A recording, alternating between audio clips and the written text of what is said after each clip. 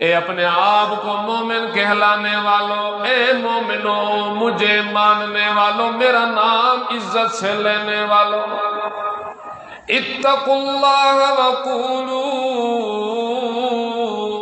قولا سدیدا۔ سب سے پہلا مسئلہ جو میں بیان کرنے لگا ہوں، تمہیں نسخہ بتانے لگا ہوں کس طرح تم مجھے مانو گے۔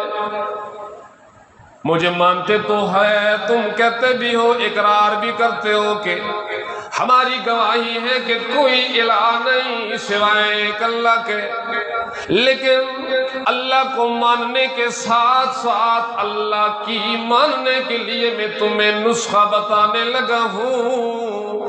اتقوا اللہ، یہ نسخہ ہے، نسخے کے ذریعے بیماریاں ختم ہوتی ہیں۔ اللہ فرماتے ہیں کہ تم اپنے دلوں کے اندر اللہ کا خوف پیدا کر دو۔ اتقوا اللہ، اللہ سے ڈرو، متقی بن جاؤ، پرہیزگار بن جاؤ۔ اے میرے مولا، متقی بننا کیسے ہوتا ہے؟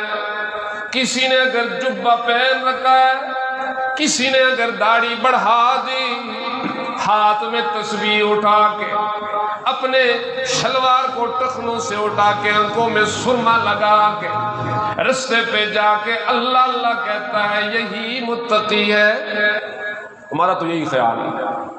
سیدنا فاروق اعظم رضی اللہ تعالیٰ عنہ صحابی سے پوچھتے ہیں، آپ نے بھی نبی کی مجلسوں میں وقت گزارا ہے، میں ایک مسئلہ پوچھنے لگا ہوں۔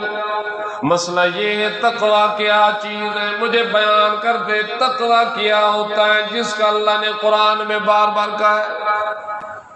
اس صحابی نے بڑے عمیق انداز سے حضرت فاروق اعظم کو سمجھایا، اے میرے فاروق اعظم، کبھی آپ کا گزر ایسے راستے سے بھی ہوا ہے نا جس میں جھاڑیاں ہوتی ہیں، جس میں کانٹے ہوتے ہیں؟ فاروق اعظم نے فرمایا، جی ہاں، ایسے راستوں سے میں کئی بار گزروں، کیا طریقہ ہوتا ہے؟ حضرت عمر نے فرمایا کہ اے مسئول، اس طریقے سے، اس راستے سے گزرتے ہوئے اپنے لباس کو خوب سمیٹنے کی کوشش کرتا ہوں تاکہ کانٹوں کے ساتھ ہی میرا یہ لباس نہ اٹک جائے۔